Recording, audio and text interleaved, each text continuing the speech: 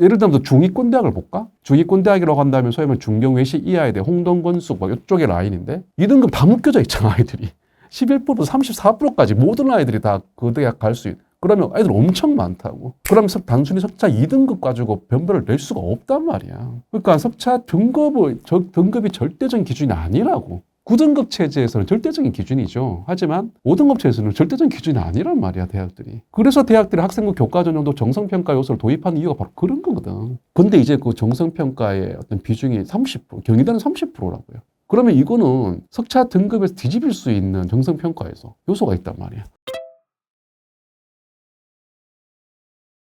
종합적으로 보는 거죠. 내가 어떤 환경에서 누구와 같이 공부해서 내가 10% 아이들은 이게 중요한 거예요. 예전에는 그냥 무조건 환경 무시하고 그냥 1등급 나서 콜. 왜? 4% 아이 드는 거니까. 근데 이제는 그게 아니란 말이야. 10%란 말이야. 10% 안에 들게끔 했던 그 수업과 그 멤버들이 과연 어떤 사람들이냐라는 걸 유심히 본다는 거지. 그게 정성평가라는 거예요. 성취도가 있겠지. 원점수가 있겠지. 평균 점수가 있겠지. 그 다음에 교과 세특이라는 게 있잖아. 우리가 간과하고 있는 게 뭐냐 하면은 기존의 석차 9등급 체제에서는 학생부만 생기부만 제출했단 말이야, 대학에. 이제는 그게 아니라고. 과목마다의 어떤 성취 기준, A, B, C, D의 기준 점수가 뭐냐, 너네. 그 다음에 그 과목의 수행평가와 지필의 비중이 어떻게 돼? 수행평가는 어떤 수행평가를 해가지고 뭐 수업을 들었어. 이 정보가 이제 대학에 제출된다고. 그전에는 그게 제출 안 됐단 말이에요. 왜? 제출할 이유가 없지. 4% 1등급은 끝인데. 물론 그게 다 전산화 돼 있기 때문에 다 제공되거든. 그러면은 입학사정관들이 보는 화면에는 그게 모든 것들이 다 기록되어 있을 거라는 거지. 그러면 이제 대학마다 어떤 기준인 거지. 우리가 어떻게 학생부를 바라보겠다. 대학마다 어떤 선발 기준이 있으니까. 그게 맞추어서 그냥 좀 편하게 또 그렇게 막 불편하게 하지는 않아. 입학사정관들 평가하는 시스템이. 비율이 어떻게 돼요? 그 다음에 수행평가가 어떤 수행평가를 해서 이런 것들이 다 전산화돼가지고 다 갖고 오게 되어 있기 때문에 충분히 그런 건 가능하지. 뭐 종이 프린트해가지고 입학사정을 보지는 않거든. 화면으로 다 보는 거기 때문에.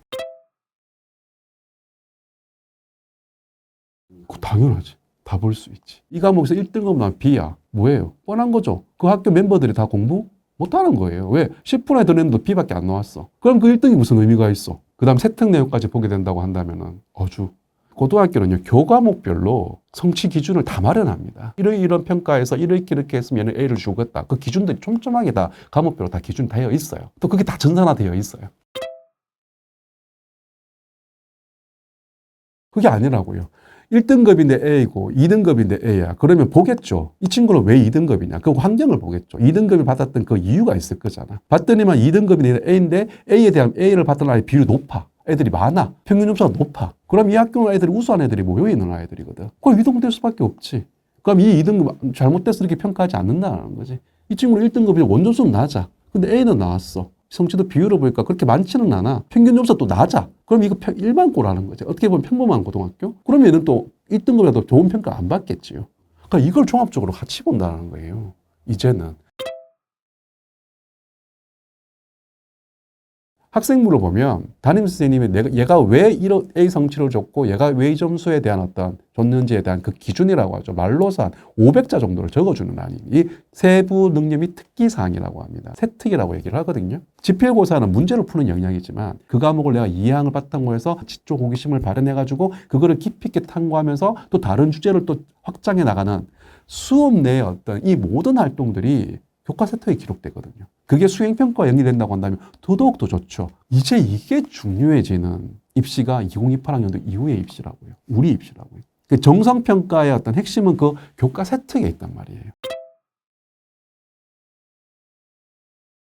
오늘 제가 강조드리고 싶은 말 포인트가 바로 이거라는 거지. 석차 등급을 잘 받기 위해서는 미리 고등학교 과정을 공부를 하자라는 어떤 그런 개념으로 선행을 달렸다라는 거지. 근데 이제는 조금 달리 가야 된다는 거지. 저는 오히려 수업에 집중해.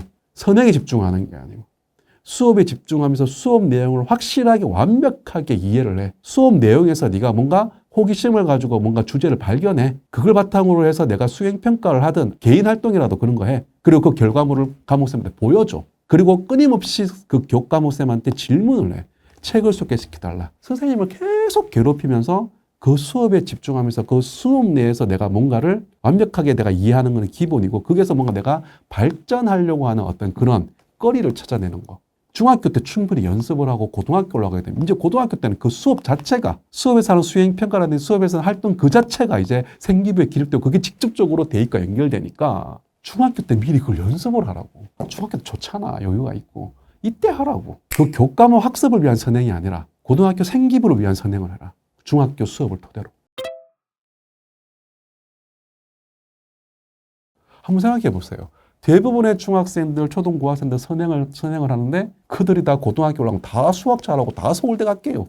현행을 통해서 본인의 학습에 대한 결손, 내가 뭐가 부족하냐, 이걸 발견해야지. 그러면서 그걸 외워야지. 현행 심화를 깊이 있게 공부하는 이유가 뭐냐면 내가 특목고 자사고 가겠다고 하는 게 아니에요. 내가 좀 더 심화된 내용을 한번 도전해볼까? 이러면서 뭐야? 문제 해결력이라고 하죠. 이 친구의 사고력이 키워진다는 거죠. 그러면 이 친구가 갖고 있는 역량은 올라갑니다. 중산교육방학 기간 많잖아요. 기말고사 끝나면 11월부터 진짜 12월, 1월, 2월까지 4개월 있는데 4개월 때는 고등학교까지 다 끝냅니다. 그렇게 습관 들인 아이들은.